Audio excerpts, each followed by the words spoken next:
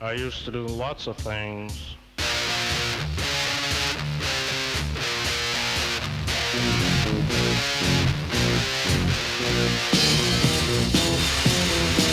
I used to do things and I'd say things and Jesus I was evil. Say things and break things and Jesus I was evil. I never shook baby. Episode 65, which means that we should probably retire. I guess that's. I'm giving you 100. That's what I've said. You get 100 episodes out of me. That's it. I want you out by 65. So. Well, I am the show. Oh. And by the way, for those just listening at home, we're in double denim today. Yeah. Joe does not get the memo that I wear denim on the podcast literally every episode, and he just likes to throw in a cut-off sleeve denim, no less. No, it's a hybrid trucker jacket. Wait, are those sleeves part of the jacket? Yeah. Oh, it's even worse than I thought. It's economical. I thought. Wait, do you have 2 denim jackets? I'm not wearing 2, but I have like 4 or 5. Yeah, I have like a denim vest and like 3 or 4 denim jackets. Okay, next episode, can you wear 2? Can I wear all of them at the same time? Because I remember when the first time I was there, you wore one and didn't have the sleeves to it. So you have. Yeah, I do have a vest, denim vest. Vest is the word I was looking for. Yeah. All right. Well, mine's better. Clearly, the next thing I know, you're going to be wearing bandanas. That's absurd, Ben. But yeah, that's what I do next episode. All right. What are we talking about today? Woke insanity, just so much of it. But that's not the entire episode. But we should probably start off. So real quick, got some crit think going on this episode. Yeah, lots of crit thinking. All right. So I just published an article about James Cameron's Avatar: The Way of Water. What's that? So I never thought that there was anything particularly political about it. I mean, I know it's pretty environmental, but other than that, I didn't think there was anything political about it. I thought it's very political now. I mean, it's environmental. Yeah. So I guess that's true. Yeah. But I did not think that it would be a source of woke outrage, which it was. So, there is so they're accusing, a handful of people are accusing the movie of blueface. So we've heard of blackface, which is a terrible thing to do, and we've heard of yellowface, which is another terrible thing to do. But blueface, that's different because it's like white actors, mostly white actors, playing blue alien characters. And that was seen as racist by a handful of people. So one of the people who was upset by this is, I'll pull up their Twitter because it's quite funny. Someone named Yue Begay. She is the co-chair of the Indigenous Pride LA, some kind of activist chapter in the area here. Yeah. And her Twitter bio. So of course she has her pronouns. What are they? She, her. Oh, okay, good. Thank God. But she's trans, so it's so they are. Oh, okay. They are two-spirit indigiqueer. Are you serious? Or you just make that up? I'm serious. That's what it says. Two-spirit indigiquear. Well, I didn't know indigiqueer was a. Both of her spirits are going to hell. Yeah. Exactly. So here's what she tweeted out. So this tweet was from a couple of months ago, back in December. Do not watch Avatar: The Way of Water. Join natives and other indigenous groups around the world in boycotting this horrible and racist film. Our cultures were appropriated in a harmful manner to satisfy some man's savior complex. No more blueface. Lakota people are powerful. Are you sure this isn't satire? Yeah. I'm quite sure. I went to their website and it is hard to tell unless this is a very, very committed bit. But like I went to their website and they have. But here's the other thing. Right. So that was back in December, and so I didn't even know about that because this person does not have very many followers. They don't have a huge following, like just over 2,000. But Emma Lou, she wrote an article in the Harvard Crimson, which is the official newspaper of Harvard University, a bastion of privilege if there ever was one. The article is, does Avatar use blueface, cultural appropriation, and white saviorism in film? It's a long article, but it's so it's like they're really trying to make blueface something that we should condemn. It's not a good thing. It doesn't make sense because there's no like blue people, like there's no blue creatures that a white person is is acting as. It doesn't make any sense. Exactly. I thought the argument was like, I think a better argument for them, this is just my like lawyer coming out, like trying to think of the best argument for else, would be like, well, clearly this is like a way around white people for white people to play races other than their own. Right. It's like these characters are clearly based off of like an indigenous population. Right. But I mean, that's okay, but it's still not true. Like, it's not a thing, it's a stretch. Right. Right. Somewhat of an argument. Like, I think that's what they were trying to say. But when you read their article, like it is that's the connection that they're trying to make. And it's like, okay, like if it bothers you that James Cameron was inspired by indigenous culture, it's okay, fine, just say that, but don't make up a stupid new term. And my response to that would be like, I haven't seen Avatar. I've talked about this. Like, I think I missed it. Yeah. Like, I don't care. It's probably one of the biggest movies, not kind of like Marvel movies and stuff, that I haven't seen, that I think it's just past and I have really no desire to see it. Yeah. But like, so correct me if I'm wrong. Have you seen it? I've seen the first one. I have not seen the second one. Okay, the first, that's all that matters. So like the Na'vi are like a peaceful, not people, but peaceful like species, right? Yeah. Yeah. And if the argument is they're based off of natives, like that's such a simplistic and like infantilizing view of the natives. That was just like so not true. Right. And first of all, what is native? There have been natives from like upper like Alaska to Argentina, and they're all different. And some of them were like horrific, warmongering, rapist, child killing, like terrible, like groups of people that were on par with the worst of medieval Europe, if not worse than that. Yeah. And some were like probably a lot more docile and not at all. I think maybe more in like the Inuit type, but like, like it's such a farce it's so misconstrued that like there's no war or anything going on before Europeans got here. That's just untrue. Like they were enslaving people. They were raping and murdering and torturing each other. And it was actually like, in a way, some of it in Europe, there at least was the balancing factor of Christianity, where sometimes there would be some mercy. Now, sometimes horrific things were carried out in the name of Christianity too, no doubt. But sometimes there was like, at least sometimes towards women, unless they were witches, and like children. But there was like none of that in with the natives or with some of the natives. I mean, I know the Comanche they did things that make your like skin crawl. The Apaches fucking hated them. That's why they teamed up with the white people to fight back. The Aztecs were horrific to people, and they also created amazing cities. That were better than like most of what was going on in Europe. So I mean, so my response to them, even like again, I'm just trying to like fight on their own turf. Would be, well, this is an infantilizing look at the natives, and for you to just like graft the Na'vi onto them is just ahistorical. Right. And you're dumb. Yeah. That's especially good argument at the end there. And that was your lawyer coming out, huh? No, I totally agree with that. And it is sort of like the onus is on them, where it's like you're the one making the connection. Like you're these blue aliens, and you automatically think, oh, indigenous people. How? And it's like, yeah, you're the one who making that connection, man. it's like that's so like dehumanizing. Like the indigenous people are basically aliens. There's these alien blue people with tails and shit. Like, For me, it was I said that the only real crime that James Cameron committed was just kind of being lazy with his portrayal of aliens. Where just like, all you did was just you just took like stereotypical Native American culture and then just kind of grafted onto, because they have like bows and arrows and they have beads and necklaces and feathers, and it's like, okay, like he didn't. To me, it was just lazy. It's like you couldn't come up with any other sort of like, what would an indigenous humanoid species on another planet look like? It's just like, let's look at it. Iroquois. Exactly. Perfect. Sci-fi. But what I wrote in my take on this is that like it's you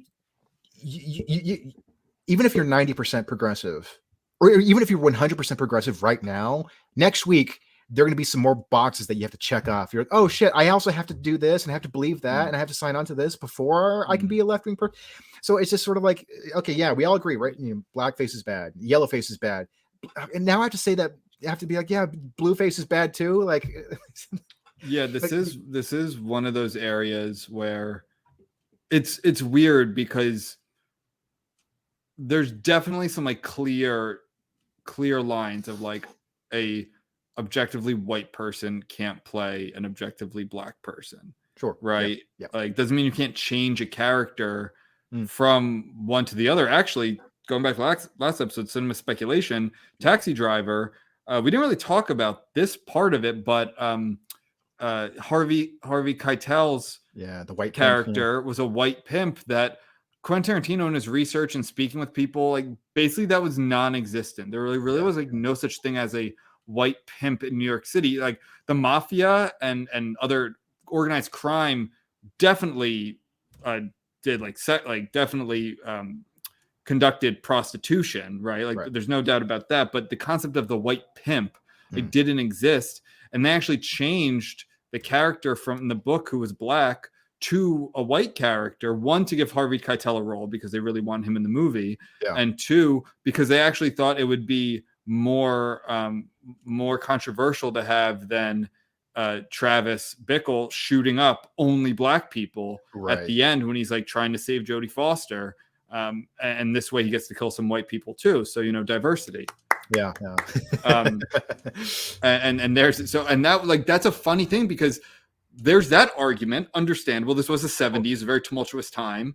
But it's also like you're taking away a role from a black actor and like a black character that was originally black. Like that's something that happens. What we say all the time when a character is white and changed to a different race, which happens way more often now. We are like, well, what the fuck? That shouldn't happen. So that happened back then, but it was like for good intentions. It wasn't just to like get rid of black people and like promote white people. No, it was to not offend black. So it is interesting. So one thing, and it is, you can't, I always bring up what the funniest was John Wayne playing Genghis Khan.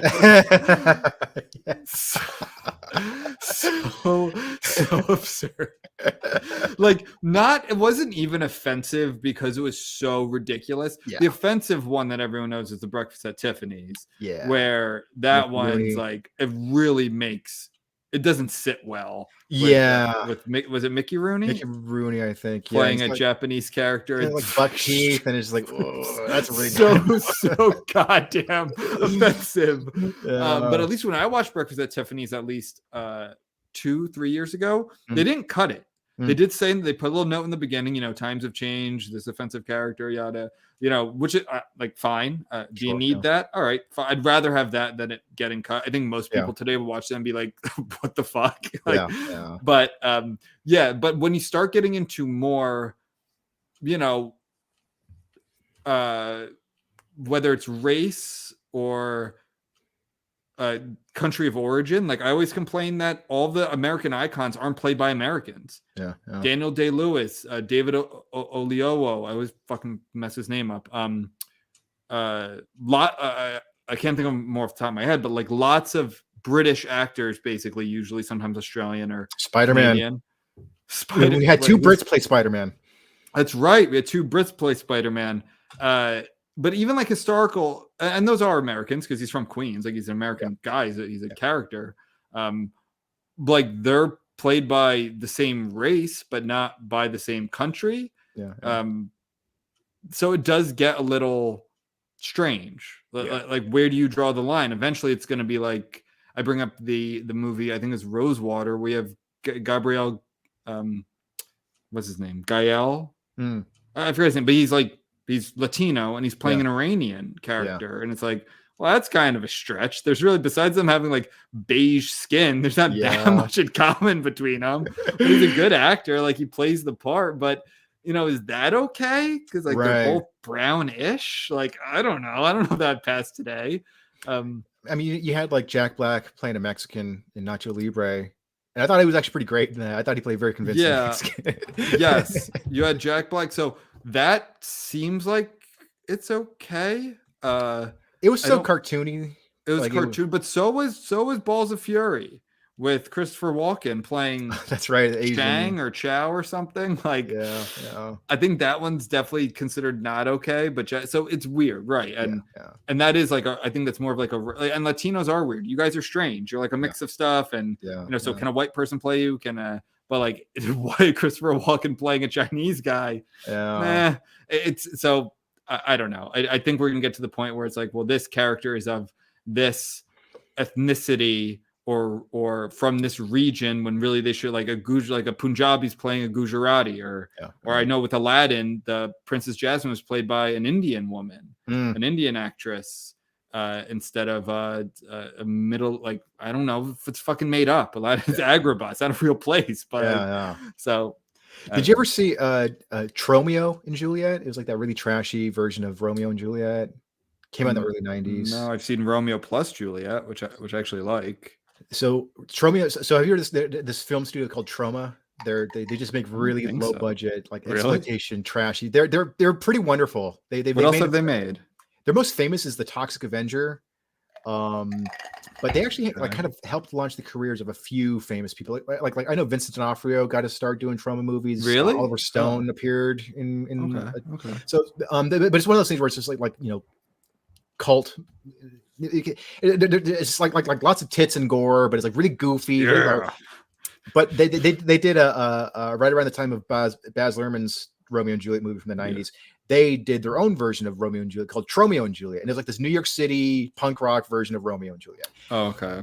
And so it's like I'm surprised that they haven't been canceled. Maybe because they're not famous at all, but it's like so much of their stuff is just like it's almost just like live action South Park. It's so over the top and so irreverent and so.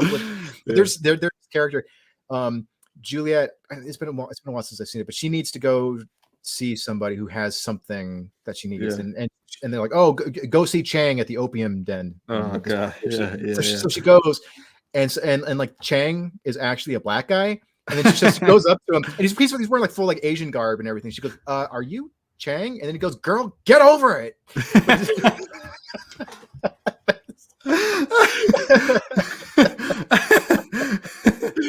That's good. Yeah, it's like I don't even know what the point of that was, but it was just like it's slapstick. It's like it's. Do you like the Baz Luhrmann Romeo and Juliet?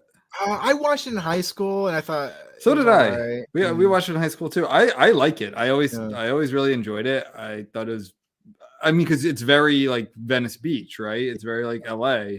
I like the convertibles and the like Hawaiian shirts and how they're like corporate families. I always thought it was very cool. Yeah, I'll give it a rewatch. I think I just didn't like whatever was being fed to me in school. I just like, if I have to read it or watch it, I'm just like, I know, but I was really good in school though, so I was really bad rebel. But yeah, so Blueface is okay. We approve of Blueface. We're pro Blueface podcast. All right, that's our stand. We're not Navi, but we're supportive of the Navi. Congratulations for all who celebrate. All right. Yeah, what do you want to talk about? Hamline University or the? Wait, I thought we were doing Roald Dahl. Are we doing? Oh yeah, Roald Dahl. Yeah, we can do that too. Yeah, let's do that. Yeah. So Roald Dahl is a beloved children's author. He wrote like Charlie and the Chocolate Factory, The Witches, Matilda. Dude, that movie, The Witches, scared the shit out of me as a kid. That was like honestly one of the scariest movies I ever saw. I heard that was a pretty intense movie. I think Angelica Houston was in that, if I remember correctly. Yeah. So he always had this reputation for like his novels were always a little bit kind of edgy for younger audiences. Like even though they were kind of whimsical and fantastical, there's always they could be a little dark, they could be a little edgy. But he was always pretty beloved. But for the latest edition of his books, they are being cleaned up for the woke era because there are certain terms. So I have here in the Telegraph. So this is apparently printed on. This is what's going to be printed in the new edition of his books. Words matter. The wonderful words of Roald Dahl can transport you to different worlds and introduce you to the most marvelous characters. This book was written many years ago, and so we regularly review the language to ensure that it can continue to be enjoyed, so that it can continue to be enjoyed by all today. That pisses me off because it's like that's just like you're dressing up censorship. Like, it's just... I know it's. I mean, so this is kind of part and parcel for the whole bowdlerizing of anything that is currently quote unquote offensive. Yeah. Like, and that's changing all the time. Things that I don't even think there's like not even a broad consensus of them being offensive, which I think that's a separate conversation that I would still fall on the same side of. Yeah. I want to say off the bat, as a writer, I find this extremely offensive. That you think you have the right to go and change someone's work that you had nothing to do with. It makes my blood boil. I don't care. Like, I don't get where anyone thinks they have the gall to do that. It's so disturbing to me and really pisses me off. So I always want to get that out there. If something is offensive, whether it's generally considered to be offensive, even if it's offensive at that time, well, it exists now. It got published or didn't. Maybe it was self-published, and you don't have to read it. And if you do have to read it, and one of the situations where you do, let's say like school, there can be conversations about why this is offensive. Like Huckleberry Finn always comes up, and the N-word's offensive to a lot of people just to hear the word itself, not even in context. I think it's a good conversation to have. I read Huckleberry Finn in school. I said the N-word in class. I at least I think so. Not for fun, reading the book. I don't think there were any black students in my class. I don't know how they would have felt. I don't know. I do remember, though, the teacher kind of even like being like, well, no, this is the book. Like, this is the time. This is how people spoke. I went to a very liberal school. I lived in a very liberal part of this my state, and it was just like, no, this is a cornerstone of American fiction. This is what he wrote, so this is what we're going to read, and we're reading for these reasons, and that was the end of it. Like, it really wasn't much of a conversation. This was probably 2006 maybe. So anyway, I'm getting back to Roald Dahl. Like some of these are getting so absurd that this isn't just like changing the N-word from like a hard R to maybe like Negro or something. We're still trying to keep some of that time period. Like, this is changing things like fat to enormous, or which I don't know if this is much better. Like, talk about like Willy Wonka and Charlie and the Chocolate Factory. It was the fat German kid, right? And like that was one in here, and it's like, well, but he was fat, and that was the point. He was supposed to be a fat character, and he was like a complaining, like a privileged, rich, fat German kid. Right? Or was he British? I can't remember which one he was. Was Augustus Gloop? Yeah, Gloop. He was German. So I have an extensive list of the changes. Okay, we don't have to do the whole thing, but I'll go through a few. And so it's so dumb. Okay, so ladies and gentlemen has been changed to folks. Oh my god! I don't even want to hear anymore. I have one here. Have you ever seen a woman with an uglier face than that? I doubt it. Has been changed to, have you ever seen anyone with an uglier face than that? Because it was a woman, so it's like misogyny. Is it misogyny, or is it? I guess it is. Like, that's why they're doing it, not just like pure gender. Like, seems like they're trying to get rid of gender in general. Yeah, it could be that too. You have a wonky nose and a crooked mouth and a double chin and stick out teeth has been changed to, you have a wonky nose and a crooked mouth and stick out. So they got rid of double chin. Oh, do shut up, you old hag. Is now, oh, do shut up, you old crow. I like hag. I like hag over crow. Yeah, hag is such a great, I like hag, harpy, harridan. These are like great terms for just like a miserable woman. like a Nancy Pelosi's just a fucking harridan. Yeah. Can I read? Oh, wait, go ahead. I do want more examples. I want to read a few paragraphs from this article, though, because it's really good. So here's the original. But these were English birds, and they couldn't understand the weird African language the monkey spoke. And it has been changed to, but these were English birds, and they couldn't understand the African language the monkey spoke. You there? Yep, I'm sorry. What are you doing? Just chilling. So they even have sentences that were just completely taken out entirely. Yeah. I do not wish to speak badly about women. Most women are lovely. That's been removed for some reason. Well, because it's untrue. Up. I know. We could round them all up and put them in the meat grinder. Again, that's playful Looney Tunes violence. What's the context of it? How horrid, disgusting, my grandmother said. What the hell is she referring? Like, I don't know. But yeah, it's okay. So can I read? So shockingly, Slate has a good take on this. I'm not a regular reader of Slate. I had figured they had gone the way of the dodo in terms of. Actually, that doesn't make sense. They've gone the way of like the same crit identitarian BS because that's what gets people to click on stuff. Yeah, like us, unfortunately. But it's the title. This is by Imogen West Knights, a hyphen name there. The BFG isn't a BFD. I've read Roald Dahl's books to little kids for years. Let me tell you how that really goes. And I want to read a few paragraphs here. So I'll start here. What's interesting about this unneeded controversy is that I haven't so far seen anybody anywhere on the political spectrum who thinks this is a good idea. Loudmouths on the right think it's woke cancel culture nonsense. Well, it is. Yeah. And loudmouths on the left think it smacks of literary censorship. So why has this happened? Well, I do disagree with her. Like, I would hope people on the left think this smacks of literary censorship, but and people like me on the left, when I am on the left, I kind of jump from side to side sometimes. Yeah. Of course, that's what we think. But I think a lot of people don't on the left are okay with it when it serves a certain purpose. So I hope she's right there. But anyway, and I like this part here. Listen, Roald Dahl was a shitbag. This is known.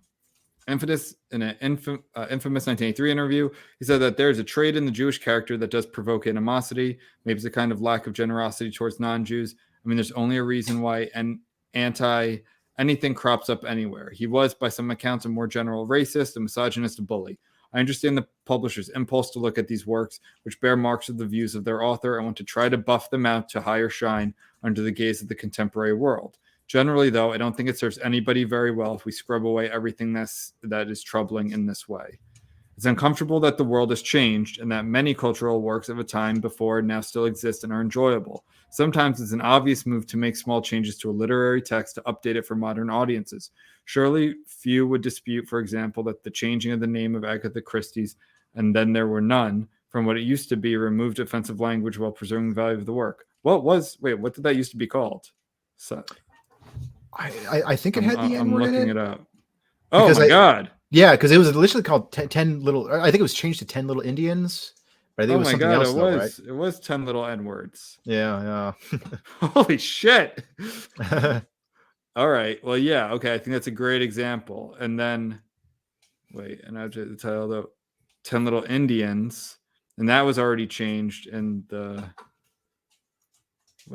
So, and then there were none taken from the last 5 words of the book. That's all. This is on my list, my to read list, and then there were none. Interesting. Okay. So yeah, agreed. I think sometimes it can, like for like extreme examples like that. But what's happened here is more extensive and much less obvious in its merit. What Puffin has actually done in this case is a mess. For instance, Augustus Gloop will be quote unquote enormous rather than quote unquote fat.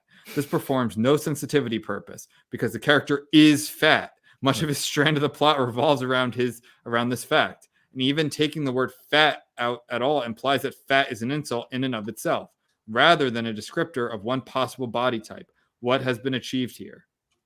Because I could keep going on, but it's really like I share a lot of these sentiments. Like, yes, sometimes things should be changed. Sure. I think 10 Little N-words should have been changed from anything but that. But, like, literally, I think Christy, Jesus. I know, yeah. I did not know that.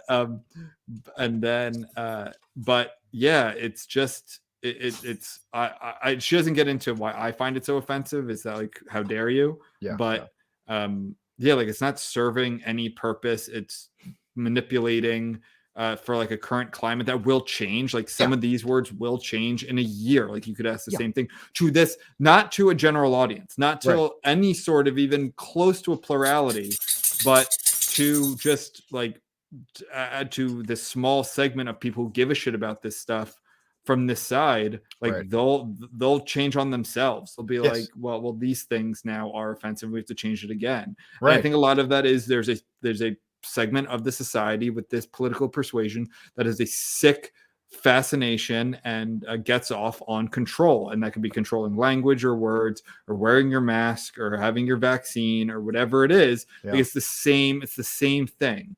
Kicking people off of stuff, not letting people into stuff. They're the hall monitors who are now 37 and living alone and are just harpies or just harridans in their apartment in Brooklyn.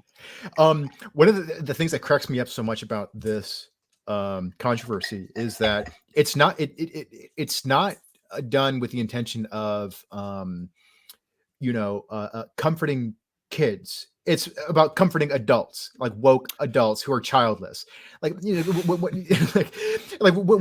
you're a kid, and you read something like this where he says, "Oh, shut up, you old cow," or whatever. It's like you as a kid, you go, "Ha, you called her a cow," whatever. But you don't go out and be like, "Hey, mom, how's it going, you stupid cow?" It's not like, kids aren't reading silly things and then acting it out in real life for the most part. I think what you could also say is like, okay, Augustus Gloop, right? He's objectively whatever word you want to use to describe him, he is that thing. And that thing is unattractive. It's morbidly obese, like whatever you describe that as, kids are just going to take that word and use that. So maybe instead of calling the fat kid fat, they're just going to call the fat kid enormous. It's the same thing.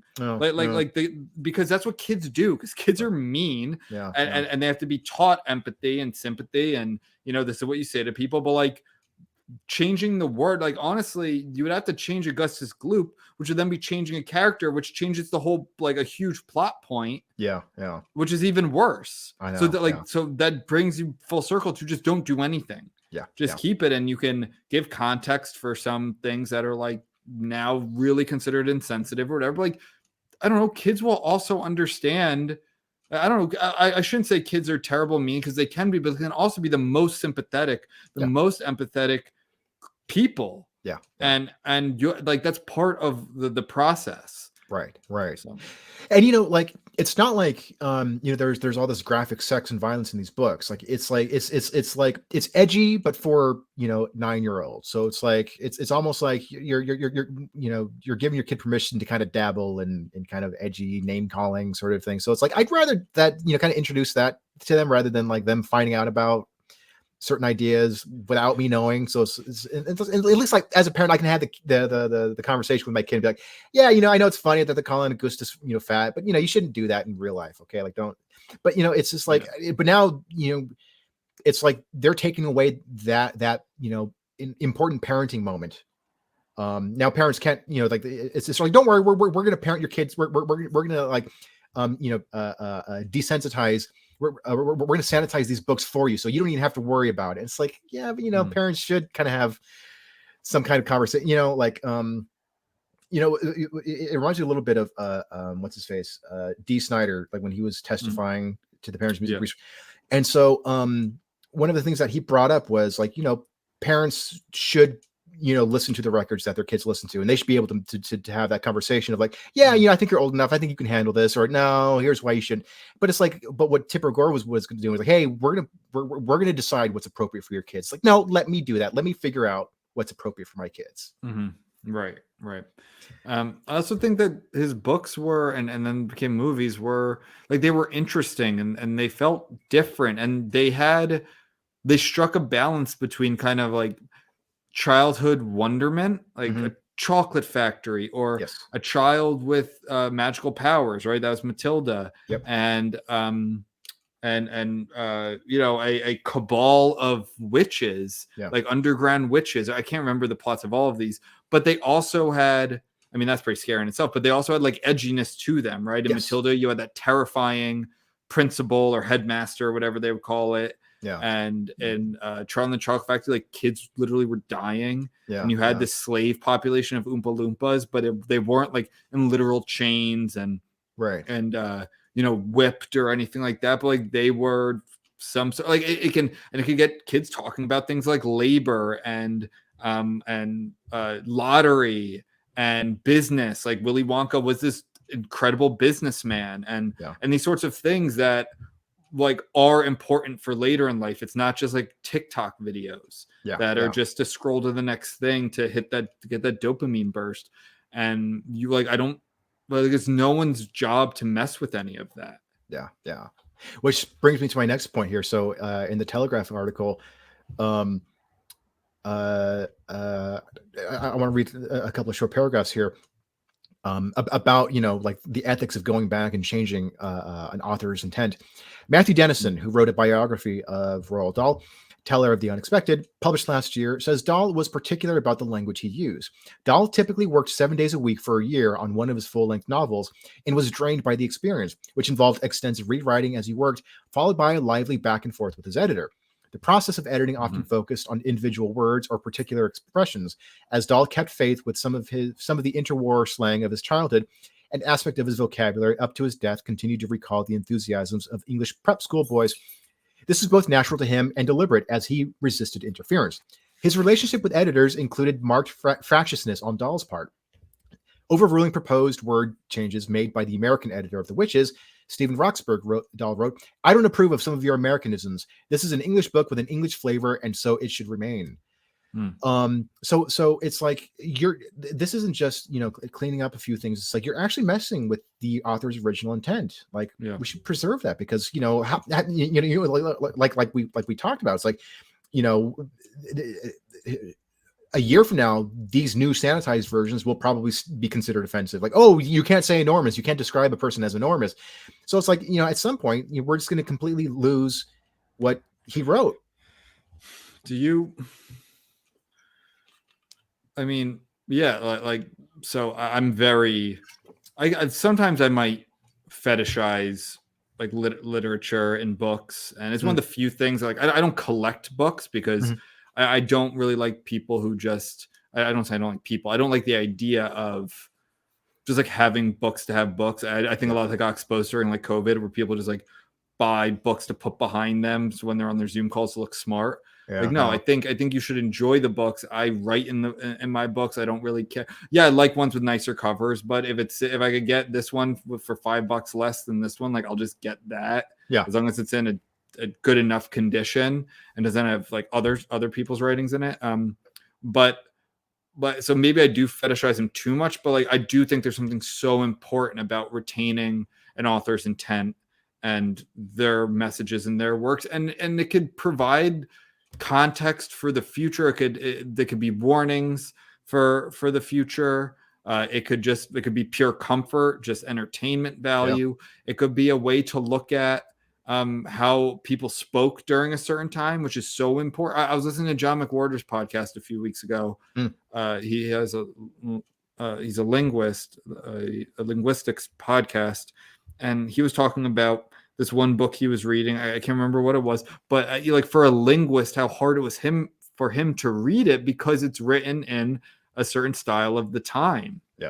I think it was, I forget if it was British or American, but it was like turn of the century, I believe, like 1890s, maybe that era, and how it was difficult but enjoyable for someone like him, and how that's he didn't say this, but like how important that is to be able to reflect on, because it could add his like I'll give an example. I'm going to be writing. I'm editing the sequel to my book that came out, my dystopian book. It's going to be a series, a 3-part series.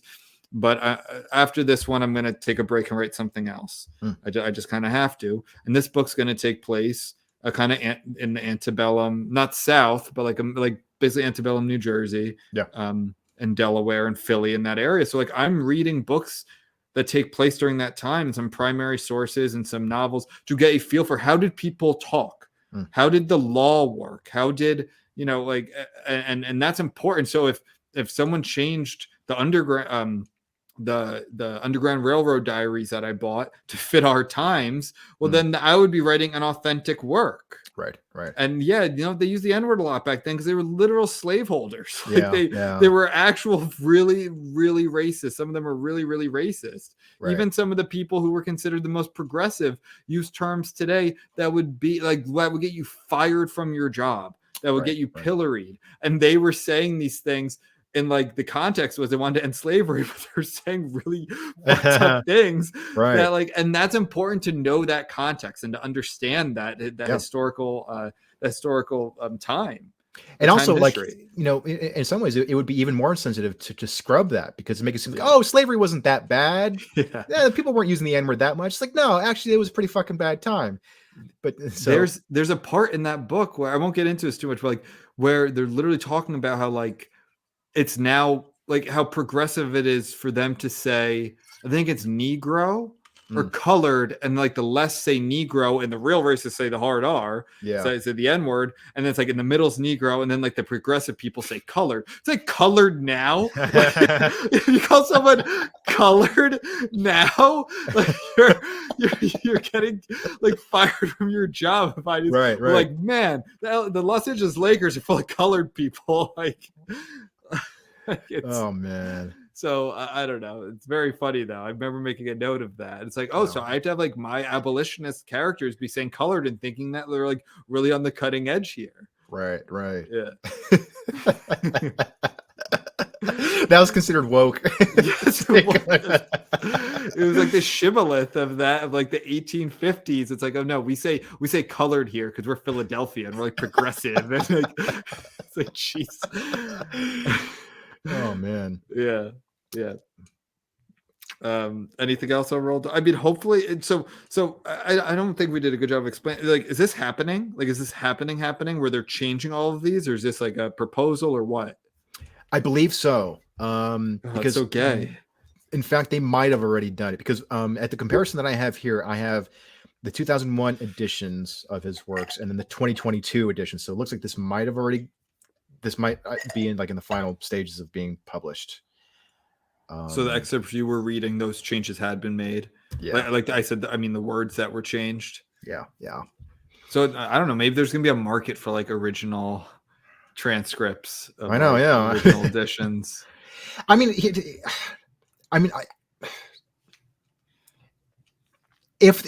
I wouldn't mind as much if it was like, okay, this is a more clean, progressive version, but at the same time, we're going to re-release the original version, so you can pick. If that kind of like CDs, and there's like the parental advisory and then the edited or the censored version. Yeah, I remember having some of those as a kid, and it'd be like Eminem, it'd be like mother it. Limp Bizkit, and I got you down with it. It's like basically just skipping the whole time. Yeah. I think that'd be a better compromise. I think it's still dumb because I don't think I could see them doing that, like just total skeptic corporate bullshit. Them just like doing it to make money in the future. It's be like, now we're releasing the original, Charlie and the Chocolate Factory, and then all the people who are against us are coming out like, yeah, the tides are turning. We're gonna go buy all these, and realizes these grubby publishers just playing both sides of the coin. Yeah, no, it's possible that politics is not factoring into this decision at all. It's simply just like, yeah, we just want money, so we're gonna cater to this crowd this year. Next year, we're gonna cater to the other crowd. Yeah, and it all under the guise of them taking a stand. Yeah, exactly. Yeah.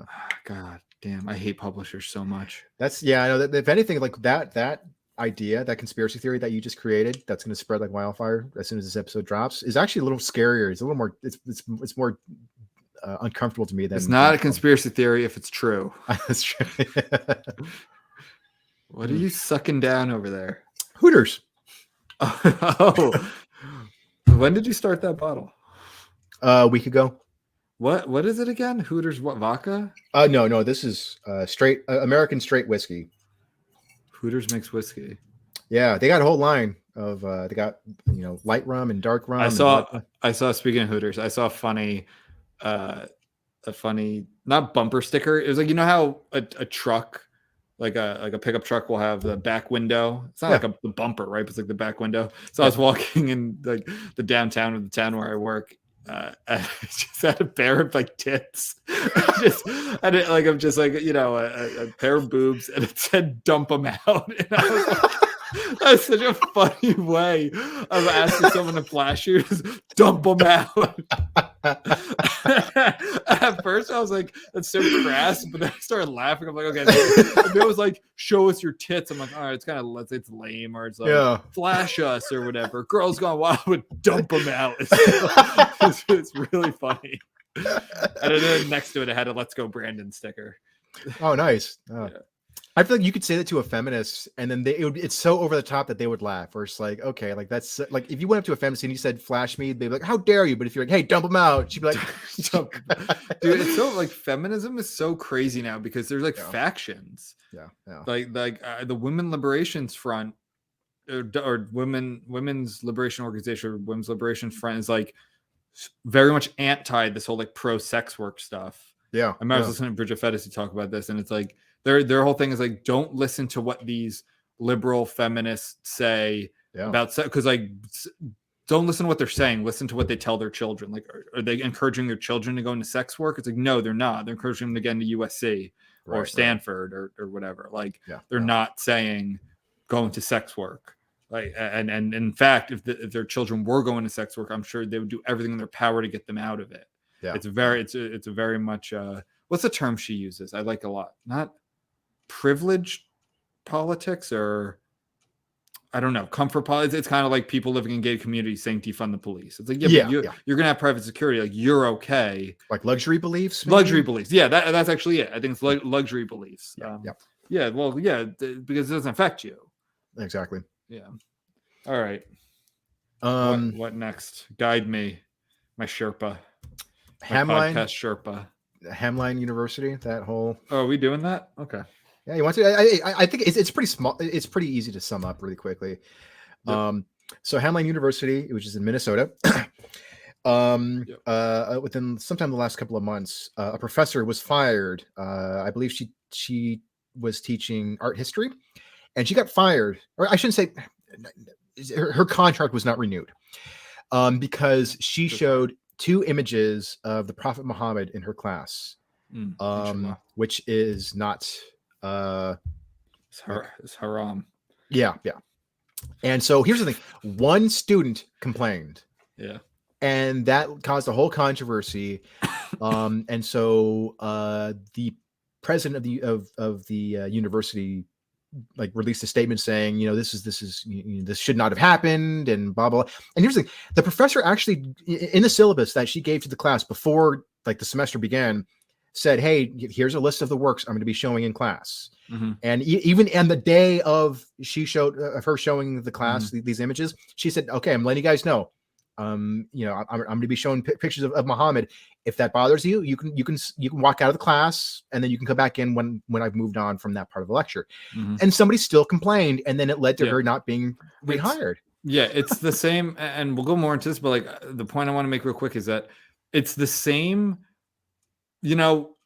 Conservatives make the slippery slope argument a lot, and it's hard to argue against them when like they're always right about this. Yeah, it's like, because in the mid 2010s, trigger warnings were a big thing. That was like a big thing, and it was like, well, if you do trigger and it's exactly like this professor did the trigger warning. They gave you the notes. This is what we're going to be talking about. The day of, you can leave. You won't be penalized, right? It's not like it's a Clockwork Orange and they're pulling the Ludovico technique and they're like, you have to look at Muhammad. Like, no, and still she got fired. Still, like, kind of like she got fired. Yeah, still, the student complained, like, just to make like the student knew exactly what was going on. Right. And the argument is, well, what now it's trigger warnings. Next, it's going to be the substance itself, the content, right? And that's exactly what happened. Yeah. And luckily, though, there seems to have been pushback. Yes. Because staff and faculty. I think other students it's like, no, this professor is fine. The president, and what happens is these presidents are the most like spineless people out there. All you have to do, once in a while, they will take a stand, but all you have to do is take a stand and say, no, this is a liberal arts college. This is what we stand for: academic freedom. she even gave you these warnings. Yeah. I'm sorry, like I hear your complaint, but this is what, like, no, that's it.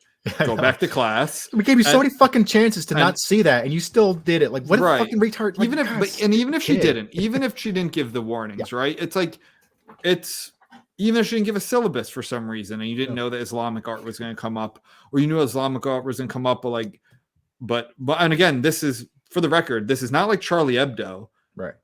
This is an Islamic artist made this art.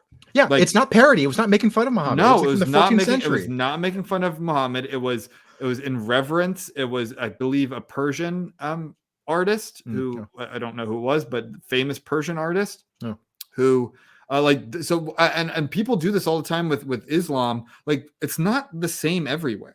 Yeah, like different places have different rules. Yes. Different sects have different rules. Different like branches of it. Whatever it is, Turkey has an Islam that's different from Saudi Arabia that's different than Iran, that's different than what they do in Bosnia. Like it's, and even within those countries, maybe not Saudi Arabia, but like maybe within these countries, there's different types. And to just say like, well, this is banned in Islam, it's like, well, no. And when? Like these things change. In the free speech episode we did, there used to be a lot more of kind of free thought in the Islamic world. And it was much more a kind of similar to, it seems like a Judaism, where there's a lot more inquisitiveness, a lot more kind of questioning and honestly like comedy and stuff like that, and being able to make fun of things and ridicule things. A lot more Greek. Reminds me of like early Greeks, and Judaism is known for this. That's why there's so many Jewish lawyers.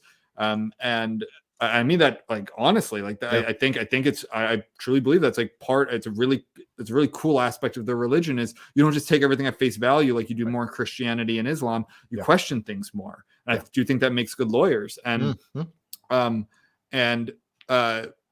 just say like, oh, this is banned in Islam. Well, like it clearly wasn't at one point. Yeah. And this is art history. Like we're learning about the history of this, which I'm sure isn't just looking at the four corners of the painting. It's the context of the artist and the culture that was in. Like I don't even have to take an art history class to know that that's what they're going to be talking about.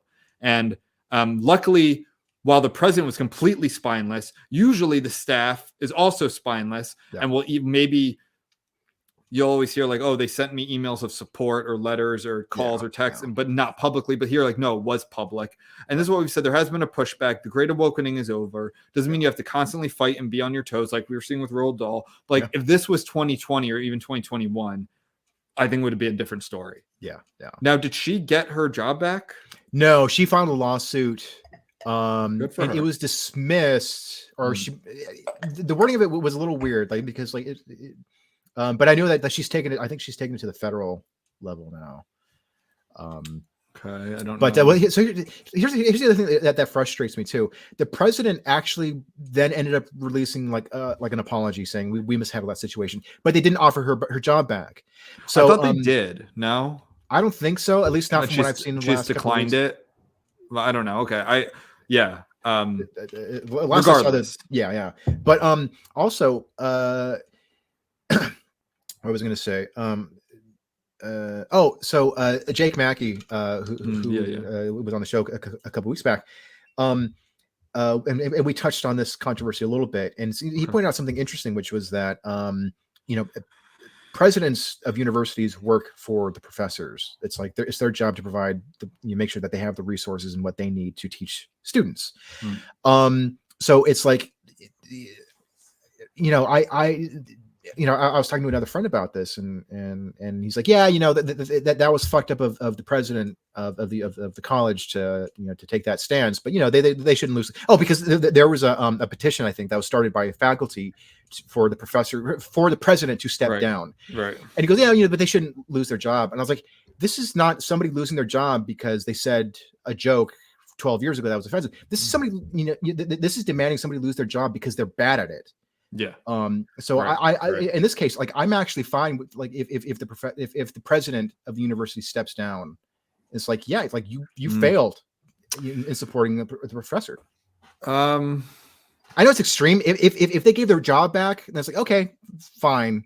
But if it's just like you're seeing a bad precedent here. Yeah. I get it. I'm so hesitant and this is just the labor side of me that comes out to like losing a job is so detrimental. It's so devastating to so many people. Yeah. That doesn't mean it shouldn't happen sometimes. Yeah. This might be one of those occasions, but it's like, I also believe like if the president and like, does the president have soul? Like, aren't there like boards and stuff that get to decide stuff too? Like whoever has control, like if this professor was offered her job back, didn't accept it or whatever. Yeah. And the president said like, I mishandled it. Yeah. This is what we stand for. Like I would be fine with them keeping their job. Yeah. Like I'm fine with that. If they lost their job, I mean, okay. Maybe it would set the precedent for other presidents to be like, oh shit, like the Hamline president lost their job. You know, let's be more about academic freedom. So I don't know. I'm not gonna. It's sometimes hard to. Yeah. I have to have my values. It's hard to like go to bat for someone who would definitely like maybe before this not bat an eye about me losing my job. Because I could probably tell what this person's politics are. Yeah. And for what I say. Yeah. But I guess like just my values are like, look, if they're really going to change, then I would say let them, like they should keep it and just like live up to what like liberal arts institutions are. Because I went to like a Hamline of Pennsylvania, like very similar schools, small liberal arts colleges. Right. And so I know these kind of schools very well. Yeah. Yeah. Yeah, I guess my thing, I mostly agree with you there. Like, if they did actually extend the offer, or like, hey, we're going to renew your contract. We're sorry. It's like I'd be fine with it. Like, okay, the professor learned. Yeah. I'm sorry, the president learned. But if the president apologized but did not do anything, it's like, okay, so then your apology doesn't mean anything. And so like no, it's not just an apology. I don't really give a shit about the apology, really. This is it's more of like, well, what are we gonna do from now on? When a student complains, this is what we do. I hate this whole these terms of internal, like, because even what happens so often with all these people in the professor's position is like just the investigation alone can be devastating. Yeah. Like it makes you not even want to go to the job. Like just that alone, you get raked through the coals. You get like, it's this quasi legal proceeding where you don't really have due process, but you still have to deal with the similar effects of being charged with something. A lot of these things are like charged of things that you couldn't be charged with in a court of law, like racism or bigotry or whatever. Like these aren't real things. Like these aren't. It's not like assault or kidnapping or something like that. So just that, like, I want that shit to end. Yeah. I want this, like, just no, we're going to hear complaints. We have, every school has the same kind of departments, whatever they are. But we're not going to just start firing people or like suspending professors or whatever it is. We're not going to have this harm speak where it's like, oh, this is harmful. This is violent. It's like, no, this is like these are our standards. We're an institution of higher learning. Unless the professor, like, did something sexual or threatened someone or you know, some sort of quid pro quo that's different. But like, no, if it's just content, take it up with your professor, take it up with the class. Like, and if you can't resolve it, then you can complain to us. But you know, it has to be like, I think if people have standards set out, it can be like, no, this is what we're going to start looking into. Right. You know, and what bothers me about, you know, what that professor has to go through now, it's like, obviously she did nothing bigoted whatsoever, nothing wrong at all. But if you Google her name, it's like, you'll see articles saying, you know, professor accused of Islamophobia. It's just like, shit. Right. And just being accused. That's all it takes. By being accused by some dumb 19-year-old piece of shit who like probably wasn't even offended and just felt like she should be offended. Yeah. And now, what I hate about this shit so much too is that no matter how vindicated you are, whether it's like a court of law or even in general public opinion, like there's still people out there who are going to like fuck with you. Yeah. Like there's still, even like Kyle Rittenhouse, even though if you, when I heard that case from the beginning, if you look into every fact of that case, the media lied about everything, what he did, where he was, like whether you like I don't like guns at all. Right. Like, but he didn't do, like, this is why he was acquitted of everything. Yeah. Like by the book he did. And all you do is listen to this. And if you had any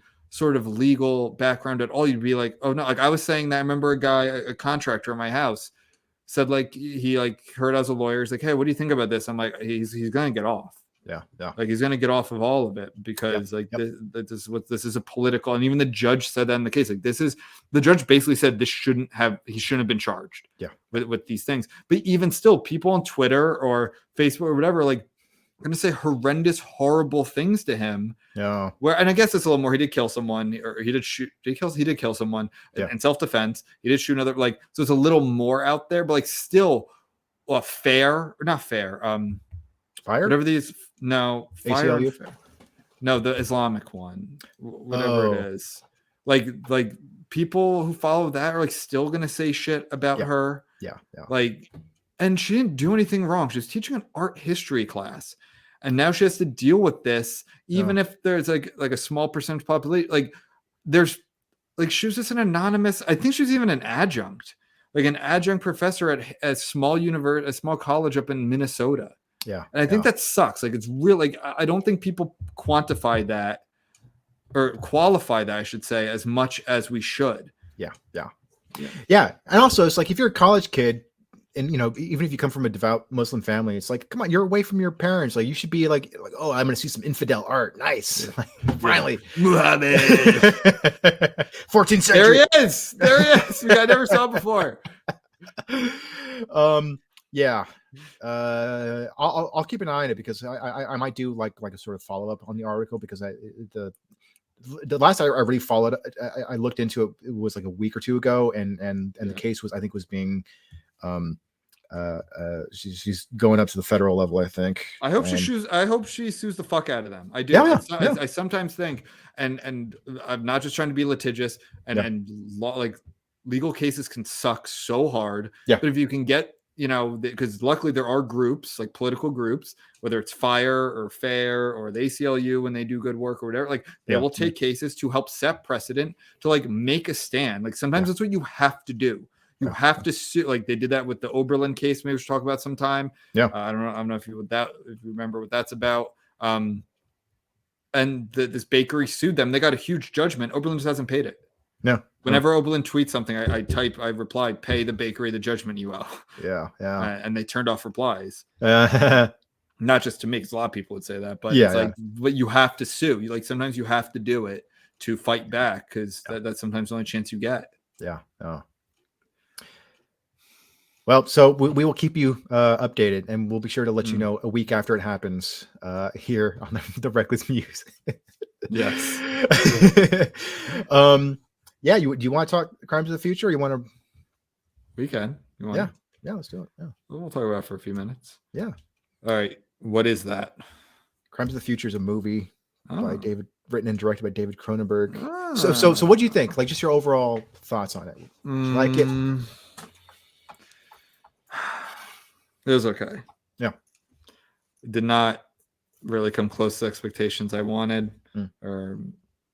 So Cronenberg's the Baron of Body Horror, as one of his nicknames on Wikipedia. I like how his son is trying to like do that, but then like Papa David is like, no. Oh, really? His son Brandon Cronenberg, I think he did that movie Possession, it's Possessor, which is kind of a body horror flick, and it was very Cronenbergian. And then he came out with another film that came out recently called Infinity Pool.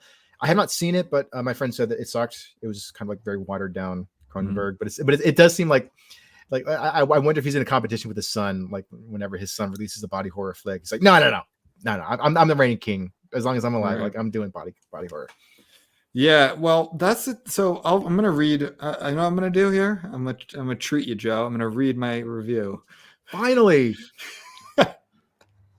So this is from Ben's Pocket Movie Reviews, updated regularly around every 2 to 3 weeks. Sometimes a little more, sometimes less. Usually I watch about 5 movies or so, and I update my reviews. Ratings are from a 1 to 99 on the 5-star scale. 60 or higher means I can recommend it, and that's about a 3.5 stars is in the 60. So this is a 63 is what I gave it. So that means I can recommend it. So I don't think it's bad. Like if it's below a 60, I'm like, I can't really recommend this movie. But 63 is not great. It's okay. Like it's okay. And here's my review. quote unquote, surgery is the new sex. Go on. In this nondescript future, human evolution has taken some strange turns. Pain doesn't exist anymore for most, and in some, the human body develops superfluous organs, skipping those many thousands of years for the organs necessary, a la the appendix.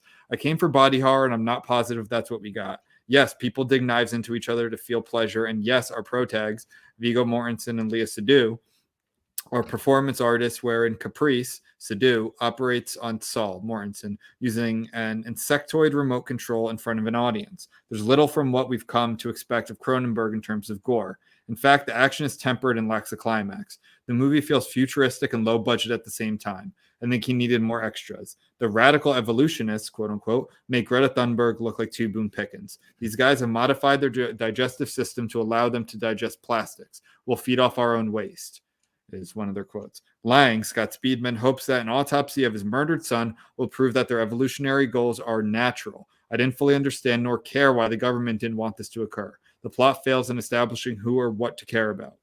The dialogue also leaves a lot to be desired. The ending didn't feel like an ending. There's a script here to work with, and I appreciate that the concerns were focused on the body and the environment instead of the more common existential, but Crimes of the Future is just an incomplete movie. Why is that all correct and you don't disagree in any way whatsoever? I think I liked it a little more than you, but I definitely share a lot of your concerns. Yeah. So the depiction of the future I thought was interesting. So I really liked the depiction of the future, but at the same time, it was very contained. I felt like he only used like 3 or 4 sets. There was very little. And like, what I did see, I liked. I was like, oh, this is cool. This is interesting set design. This is a fascinating depiction of the future.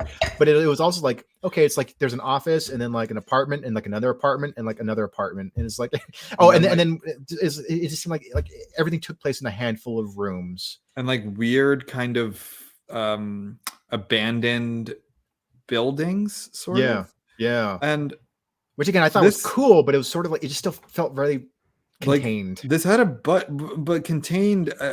That's where I think I was getting at the low budget. Like a lot of times you have to, for budgetary reasons. This is a $27 million budget. That's not small, right? Yeah. Right. Like I'm not off there. Yeah. And I mean, this only made $4.6 million at the box office. Like that's what I'm saying. Like this is like Cronenberg's an established guy. Yeah. It felt empty. Yeah. Like that doesn't mean I think every dystopian futuristic movie should be like crowded, because there are views of the future where there's actually a small population, right? There's lots of reasons for that. Sure. I don't think they explain that in any way. Maybe I missed it. It just felt empty, like this kind of wasteland of a city that the same handful of characters were in. And and you brought up a good point about like how like you didn't really care, why the government was so invested in I guess like unregistered evolution. Like I thought it was a cool idea. I was like, okay, that's interesting, but it was sort of like, okay, but why are you guys monitoring human evolution? Like, why is that such? Why were they? Yeah, I don't know. I don't know either. Like, because there's the fucking government and I have to control shit. Like, I don't know why do they care? Have you watched many other Cronenberg movies like Videodrome? Videodrome's on my list, actually. I'm waiting for it to be free. I just exited out of him. Let me see. Videodrome is kind of a similar thing where like I've watched it 2 or 3 times and I still don't fully understand it. And I had a very similar feeling, which is like there's a lot of cool ideas. I know you're commenting on something, but I'm also just sort of like, I'm not sure, like, is the protagonist, because I'm still not even sure, like, Viggo Mortensen's character, if he was a good guy or a bad guy. I just know he was the protagonist. He's the main character. But I just remember kind of thinking, like, is he good or is he bad? I wasn't quite sure what he represented. And same thing with Videodrome and a few other Cronenberg movies. Where like, I know you're commenting on something, but I don't know exactly what to feel or what to think about this. So I'm looking at his filmography. I've seen Scanners. Yeah, Scanners. I've seen. You seen The Fly? No, I haven't. That's a good one, but that's Cronenberg going mainstream though with Jeff Goldblum. Right. Wait, what? I thought The Fly was where the girl turns into the fly. No, it's Jeff Goldblum. There's What no am I thinking of? a girl turning into a fly. Yeah, it's like really gross. I assume that's Cronenberg. Maybe I'm wrong. Oh, I've seen Spider. I read the book too. That's why I saw it. So I've seen Spider, A History of Violence, Eastern Promises. He does a lot with Viggo Mortensen. Yeah, that's his go-to dude. I think I've seen 4 of his other movies. That's it. Videodrome's on my list. Naked Lunch, that's the Burroughs? Yeah. I'll watch that. I read the book too. And Crash is J.G. Ballard, I think. Yeah. I have that book to read on my list. But yeah, no, that's it. Yeah. But yeah, Cronenberg movies kind of leave me feeling emotionally empty, where I'm like, that was interesting, it was cool, it had scenes that I liked, had ideas that I liked, but I'm still not sure what the point. Oh, so you're not a big fan of him? I thought you were a big fan of him. I love how daring he is. I love his ideas. But like the Fly is great, but that's definitely a more mainstream, accessible movie. Scanners is pretty cool. Scanners is cool. That was a cool one. Do you know how they did the head explosion scene? Yeah, so they got a fake head that and they filled with like dog food and like a lot of like fake blood stuff, and they got like a real shotgun and then they shot it. Yeah, like someone laid down and like they had to clear out everything, obviously, and it's pretty cool. Yeah, it's a really cool effect. Rick Baker did the makeup effects for that movie, and they were or not Rick Baker, Dick Smith, who's a great makeup effects guy. But yeah, Scanners is cool.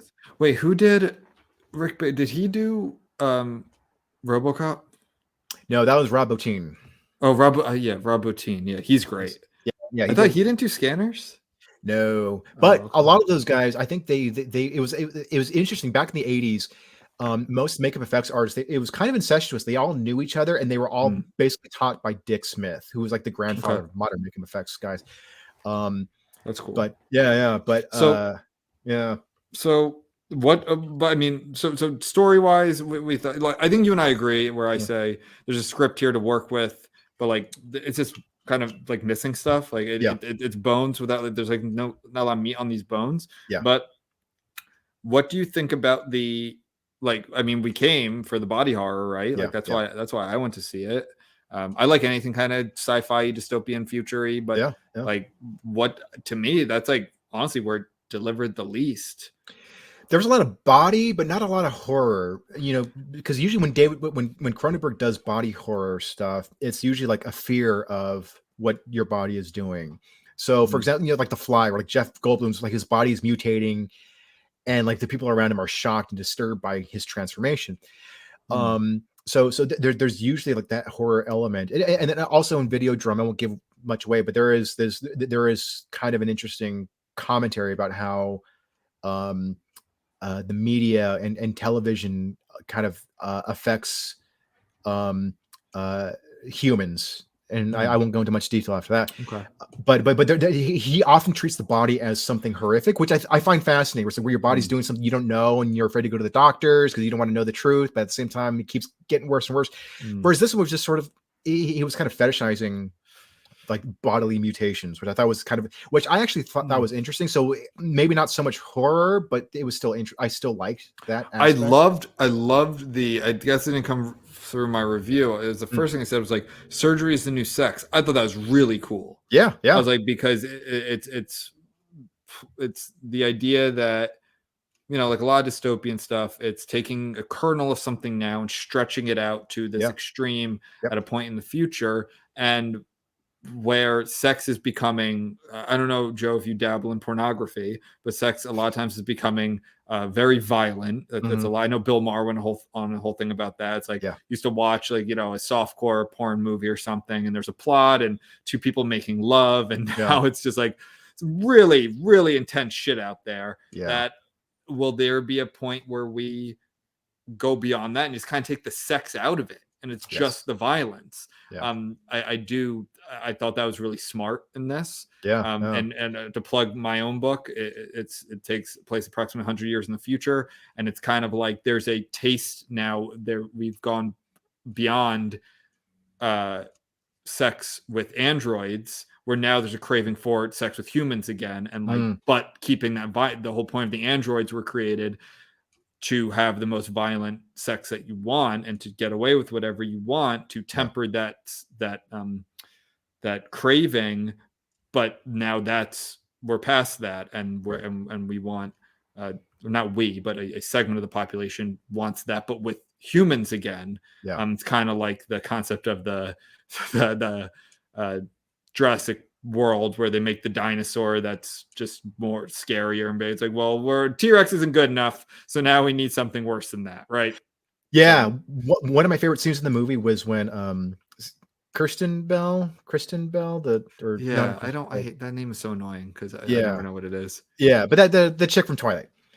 She becomes like extremely infatuated, and here's another example I think of like a really cool idea, but just not being fully followed through with, was her instant infatuation with Viggo Mortensen's character and like her fashion in the whole show. I thought that was really cool. It just didn't really go anywhere. But there's a scene where he's in her office because she's like a government employee or something, and she's got the hots for him, and they're kind of kissing, and then he says something. He says, "I'm not." Is something like, "I'm not good at the old sex," and I was like I really like that line. It just says like, I'm like, the sex for me is cutting open my body and revealing my organs. For like, I don't know what intimacy what that is anymore. I thought that whole concept, I think, was the best part of the movie. I didn't, the whole organ stuff, like, and the government trying to control it, and him being undercover, which is not a spoiler. That's like that. I didn't get any of it, and why. And did you understand fully like the autopsy, like of the kid? Oh, the kid. If I remember correctly, the dad was trying to show that. I wrote that like the dad wanted, because the mom kills the kid first scene in the movie. Because she called it, like, she doesn't consider him human, and he's the first, like, the dad is part of this group, this like hyper environmental group, who they create these like candy bar looking things out of waste that they can only eat. So the kid like eats plastic. He's like chewing on a plastic garbage container in the bathroom. His mom kills him because she's like, he's not human, and the dad wants to prove that he was natural, like he was born this way. And I mean, there's a spoiler, right? Should we say spoiler alerts? All right, spoiler alert if you need to know the end of this below average movie. Turns out the kid was altered, like he was not naturally born this way, but they didn't explain how, right? So I think Viggo Mortensen's character, his female companion, I think she switched the organ, because wasn't that her thing, like tattooing organs or something? And like, so when they revealed the organ of the kid, when they did the live autopsy of the kid, it had like a tattoo on it. So, but it was, I think it was implied that she switched up because she wasn't comfortable with the idea or something. I might have missed that. I don't know. So maybe this is why I enjoyed the film probably a little bit more than you, because I was fascinated by the artistic aspects of it, like the sort of commentary on the art. And so there's an article in Variety where they actually interview some of the members of the cast and crew. So Léa Seydoux, Léa Seydoux, she says, "I have to admit that I didn't quite understand everything when I read the script at first. I jumped in the pool, and I think that's what David wants. He's an observer of his own work. To me, it was also a metaphor about what it is to be an artist, and that this is how I related to the film. As artists, we just give everything, our body and our soul." Which I kind of like. And so it actually reminded me a bit of a quote from Aristotle, which I have here. Aristotle, the aim of art is to represent not the outward appearance of things, but their inward significance. And I thought that Tensor, who was played by Viggo Mortensen, the main performance artist guy, it was almost kind of like what he was doing by having like these live autopsies on himself. It was almost like a hyper literal version of Aristotle's quote, which is like, this is what's inside me as an artist. Like I can't depict things externally. Like I have to give myself out, and also because he's there's all this commentary, again, kind of confusing, all this commentary about human evolution and growing new organs to adapt to this world. So I thought that was actually kind of interesting. I haven't quite made the connection yet, and I don't know if that was Cronenberg's intention, but I thought that was actually kind of like a weird connection between Crimes of the Future and Aristotle. Yeah. Yeah, I do. I like the idea of. I've actually thought of writing a short story about like extreme performance art and just like what the next step is. And I'm not going to give away what I'm thinking because you'll steal that and write it for yourself. I will. But but I thought that was cool. Like to me, it's how do I phrase this? Like not post art, but it's like I guess that's all that's left. Yes. Like is to literally bare your innards and to try and do so in some sort of artistic way, but we're beyond sculpting and painting and creating movies or whatever. But I mean another because like they only really show one other that like guy with the ears all over him. He's kind of I actually like that. That guy was kind of sweet. He's like ears all over, just like doing some artistic dance and but looked like he had ears like grafted all over his body. All over, that's cool. I think I want more shit like that. To kind of world build here because again, that's the same. Like people are observing. He's not just on the street corner, right? He's not just he's like in the. It's kind of like a sunken stage almost, and people are up top watching him. And I forget that agent or whatever has some like snarky remark. Has like something about like the dancing is better than the ear. I forgot what it was. But I remember like it made me laugh. I don't know. That's cool.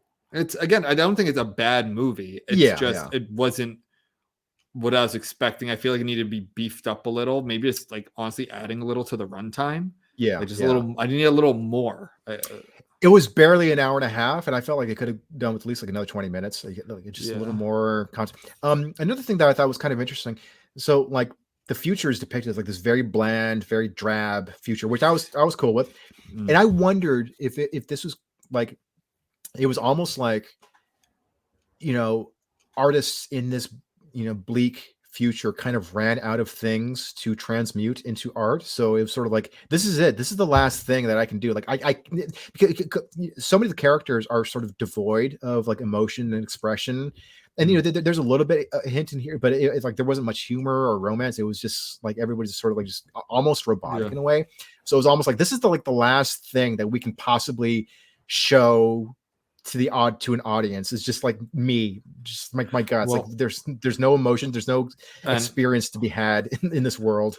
Yeah, and the one character who wants the old sex, right?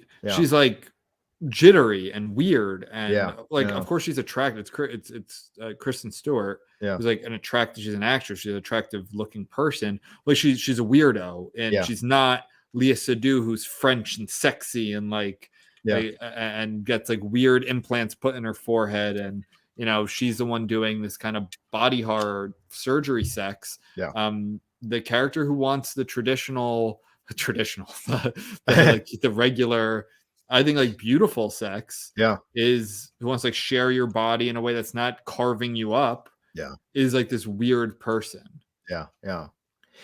I love like sort of the depiction of this weird underworld. Like they're having like an after party post one of the performances and like it's like cocktails and people are dressed up very nice, but they're also kind of like like there are people like I want to be operated on, and so like they're just someone's like drinking like champagne and somebody's like operating on their leg or something like that. I like a lot of those touches I really liked, but again it's sort of like Cronenberg just didn't really expand on it. He didn't quite take it. It reminds me of like there'll be parties. Like I remember an Anthony Bourdain episode. He goes to Nashville and he's at a big house party. Jack White's there from White Stripes, and the other band. He's in the lead singer, the girl. I forget her name right now. And there's just like someone giving free tattoos, like little tattoos, and it's like I could see that like now with small tattoos altering your body, right? That was considered perverse not that long ago. And now it's like getting a little operation at a cocktail party. So I felt like there was so much potential and it just didn't quite live up to it. But it definitely didn't live up to it. There were cool ideas. There were some things that it I am glad that it did kind of stick with me. Like I was kind of thinking about it afterwards. So I'm glad that. I think you enjoyed it more than I did. I think that's a little let down. Yeah. But well, I mean, like my opinions are just generally better. Well, I think I think that's why I believe you believe that. That's all I care about. I'll take it. I'll take it as a win. Remember, Jerry, it's not a lie. You believe you really it. believe it. Yeah. It's one of the best lines ever. Oh man. All right. Well, I think that goodbye horses. Yeah. Goodbye horses. That's where my name comes from. Oh. You know that song? No. Who's that part? Q Lazarus. Oh, I don't. Who's that? He was like a cross-dressing singer from Paterson, New Jersey. How do you not know? Like, that. Yeah, no, but in all seriousness, the song and you've seen obviously Sons of the Lambs. Yeah. Where Buffalo Bill is like tucking in the song. Yeah, that's how it became real famous. Oh, okay. Goodbye horses. Now I remember. Yeah. On that note, you can have that image while we sign off here. All right, bye everybody. And you fight the crits. Reckless Joe.